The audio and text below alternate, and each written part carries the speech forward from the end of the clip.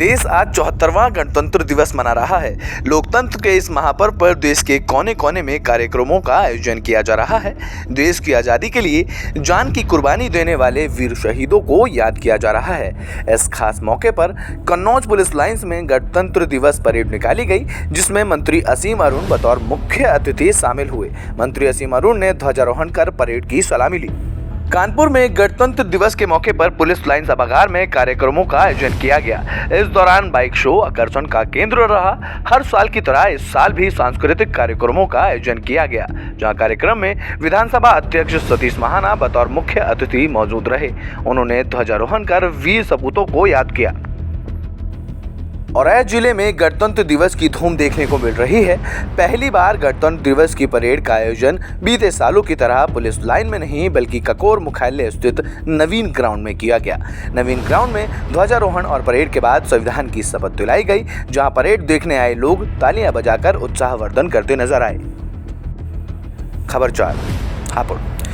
UP के हापुड़ में शहीदों की धरती कही जाने वाली धौलाना में गणतंत्र दिवस की धूम देखने को मिली। धौलाना ग्राम पंचायत में हर्षोल्लास के साथ गणतंत्र दिवस मनाया गया, जहां शहीद स्तंभ पर राष्ट्रीय ध्वज फहराया गया। साथ ही लोगों ने देश की स्वतंत्रता के लिए जान कुर्बान करने वाले वीर शहीदों को भी याद किया। खबर 5 मथुरा। मथुरा में परिवार न्यायालय की प्रधान न्यायाधीश डॉक्टर विधुषी सिंह ने ध्वजारोहण किया। वहीं जिला और सत्र न्यायाधीश हरेंद्र प्रसाद ने संविधान की प्रस्तावना पढ़ी। इस मौके पर सभी न्यायिक अधिकारी, कर्मचारी और बार एसोसिएशन के लोग मौजूद रहे। वृंदावन के प्रसिद्ध ठाकुर बांके बिहारी मंडल में बसंत पंचमी के मौके पर अबीर गुलाल के साथ होली पर्व की शुरुआत हो गई है। ब्रज मंडल में वैसे भी बसंत पंचमी से होली आने का संदेश पूरे देश दुनिया में जाता है। अबीर गुलाल के साथ 40 दिन का होली पर्व ब्रज मंडल में पूरे उत्साह के साथ शुरू हो गया है। इसी प्रकार ब्रज के अन्य सभी प्रमुख मंदिरों में भी बसंत पंचमी के अवसर पर अबीर गुलाल के साथ होली पर्व आने की शुरुआत हो जाती है। होली के लिए बसंत पंचमी का पर्व है, किस तरह से मनाया जा रहा है और क्या होली की परंपरा है? पूरे ब्रज में ठाकुर जी की जो है बसंत पंचमी से आज पूरे ब्रज में होली की शुरुआत का संकेत दे दिया जाता है। ठाकुर जी के यहाँ से आज ठाकुर जी के यहाँ से सिर्फ आज ही के दिन गुलाल उड़ाया जाएगा और अब ब्रज के एक एक गांव से होते हुए होली करते हुए 8 तारीख को होली का समापन जो है यहीं से होगा दुलहड़ी वाले दिन। किस तरह से बिहारी जी में होली खेली है? ठाकुर जी के हाथ से लेकर होली तक ठाकुर जी के माथे पे और दोनों गालों पर गुलचप्पे लगा दिए जाते हैं, तो ठाकुर जी का होली जो है प्रारंभ हो जाती है और ब्रज के हर गांव में से होते हुए होली धीरे धीरे करते हुए जिस दिन दुलहड़ी है उस दिन समापन करेगी। और ठाकुर जी के यहाँ पे आज सुबह और शाम दोनों समय में गुलाल से उड़ा के होली का प्रारंभ कर दिया जाएगा। 40-45 दिन तक पद सुनाए जाएंगे। 40-45 दिन तक रोज होली सुनाई जाएगी ठाकुर जी को। होली के हमारे जितने भी पद हैं वो रोज ठाकुर जी को सुबह और शाम भोग के समय पे गाए जाएंगे, शाम के समय पे गाए जाएंगे। मेरा नाम लक्षिका अलग है। कहाँ से आए? दिल्ली से। आप भगवान के साथ दर्शन करने आए हैं, क्या कहेंगे? मैं ये कहूँगी कि मुझे बहुत मज़ा आया। अभी तक जितनी भी होलियाँ खेली उनमें इतना मज़ा नहीं आया जितना मुझे बाकी बिहारी जी के साथ होली खेल के आया। मेरा सपना था कि मैं उनके साथ होली खेलूं और आज मैंने खेली भी और उन्हीं के साथ ही मैंने अपने भाइयों के साथ और अपनी भाभी के साथ भी खेली। मुझे बहुत मज़ा आया उनके साथ खेल। भगवान आप साथ आए? हाँ जी, वो हमेशा हमारे साथ हर जगह जाते हैं।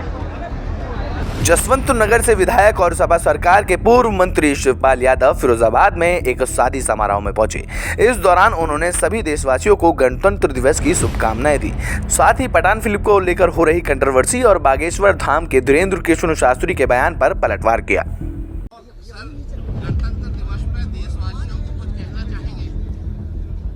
गणतंत्र दिवस की हमारी तरफ से देशवासियों को बहुत बहुत शुभकामनाएं। और ये गणतंत्र दिवस 26 जनवरी 1950 को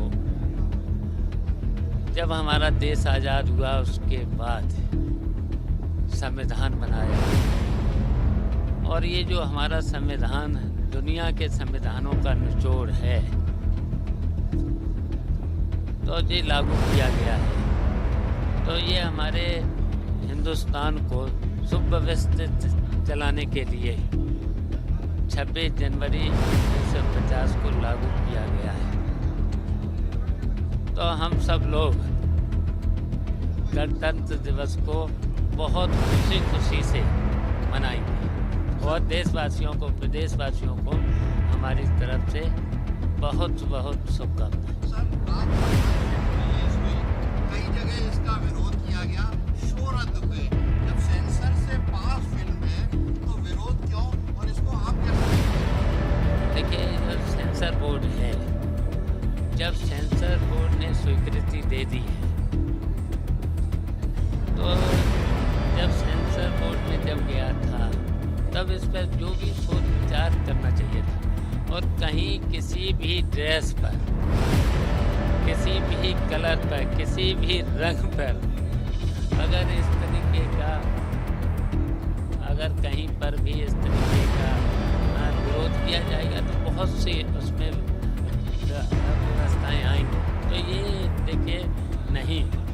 यूपी में ग्लोबल इन्वेस्टर समिट से पहले गाजियाबाद में गाजियाबाद इन्वेस्टर समिट का आयोजन किया गया, जिसमें अभी तक 89,319 करोड़ रुपए के MOU और प्रस्ताव साइन किए जा चुके हैं। सबसे ज्यादा MSME सेक्टर में 10,000 करोड़ का इन्वेस्ट आया है।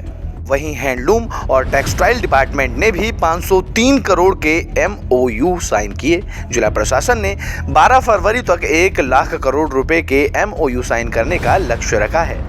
इस दौरान गाजियाबाद विकास प्राधिकरण के 2031 मास्टर प्लान का प्रेजेंटेशन भी दिया गया। पर केंद्रीय मंत्री VK सिंह ने कहा कि यूपी सरकार महज इन्वेस्टमेंट ही नहीं करना चाहती, बल्कि यहाँ इन्वेस्टर्स को अच्छा वातावरण और सरकार का सहयोग भी मिलेगा। आएंगे और प्रोग्राम रहा।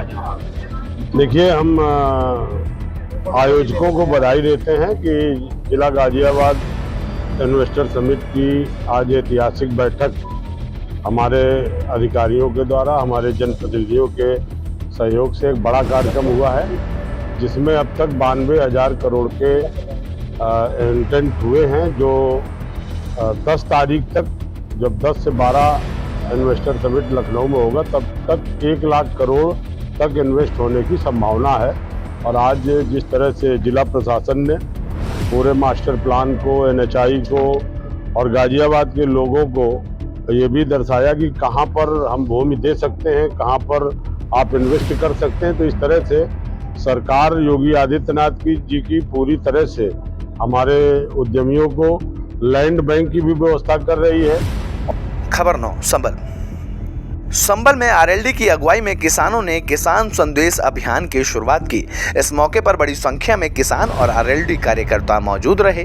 कार्यक्रम की अगुवाई पार्टी के राष्ट्रीय महामंत्री अकीलुर रहमान ने की। उन्होंने कहा कि RLD की अगुवाई में किसान योगी सरकार को समस्याओं को लेकर लगातार पत्र भेज रहे हैं। आवारा पशुओं से निजात दिलाने, गन्ने का बकाया भुगतान और गन्ने के रेट तय करने जैसी समस्याओं को लेकर बैठक का आयोजन किया गया है। उन्होंने कहा कि जब तक किसानों की मांगें पूरी नहीं हो जाएंगी, तब तक उनका आंदोलन चलता रहेगा।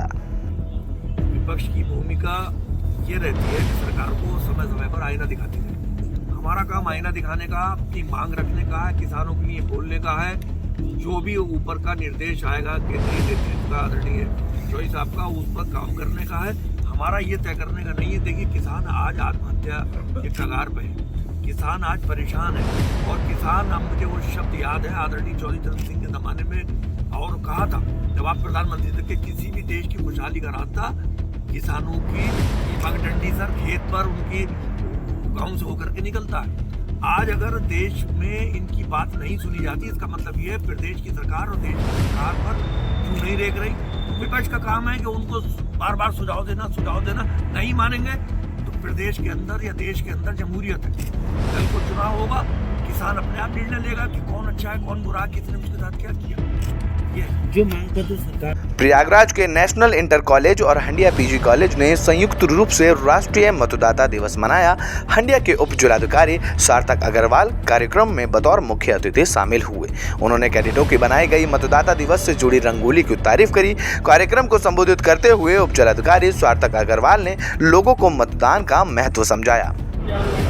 चलाया जा रहा लगातार, वही शासन का मंशा भी है कि मतलब सभी को मत का अधिकार मिले। क्या कहेंगे आप इनकी तैयारियों को लेकर? ये मेरा सौभाग्य रहा कि मैं इतने सारे बच्चों के बीच आया राष्ट्रीय मतदाता दिवस में। इलेक्शन कमीशन की एक बहुत ही अहम भूमिका है हमारे देश में, वही मैंने साझा किया बच्चों के साथ। और अच्छा लगा बच्चों को उत्साह देखकर। काफ़ी एनसीसी के कैडेट्स और बाकी स्टूडेंट्स ने इतने सुंदर पोस्टर्स बनाए हैं जो दिखाता है कि बहुत यंग एज से ऑलरेडी मोटिवेटेड हैं। जब उनकी उम्र आएगी ज़रूर वो लोग वोट डालेंगे और भारत को एक और सशक्त देश। आगरा जिले से दर्दनाक हादसे की खबर सामने आई है। पुरानी धर्मशाला में खुदाई के दौरान आसपास के 3 मकान और एक मंदिर भरभराकर गिर गए। हादसे में एक बच्ची की मौत हो गई तो वहीं पिता पुत्र की हालत गंभीर बनी हुई है। हादसा हरि पर्वत थाना इलाके के घटिया रोड स्थित सिटी स्टेशन के सामने हुआ। खबर फैलते ही मौके पर लोगों की भीड़ लग गई। लोगों ने मलबा निकालने का काम शुरू किया। जहां मामले की जानकारी मिलते ही पुलिस की टीम मौके पर पहुंची और घंटों की कड़ी मशक्कत के बाद लोगों को बाहर निकाला गया। घटना के बाद लोगों में दहशत का माहौल देखने को मिल रहा है, जहां लोगों ने आरोपियों पर कार्रवाई करने की मांग की है। वहीं मुख्यमंत्री योगी आदित्यनाथ ने भी आगरा में हुए हादसे पर दुख जताया है।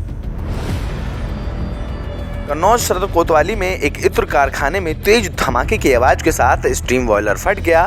यह हादसा पूर्व चेयरमैन हाजी रईस अहमद के नगर कोटी मोहल्ला स्थित इत्र कारखाने में हुआ। हादसे में एक मजदूर की मौत हो गई है, वहीं 5 घायलों को जिला अस्पताल से लखनऊ रेफर कर दिया गया है। मामले की जानकारी मिलने पर पहुंची पुलिस की टीम ने शव को कब्जे में लेकर पोस्टमार्टम के लिए भेज दिया है और मामले की जांच शुरू कर दी है।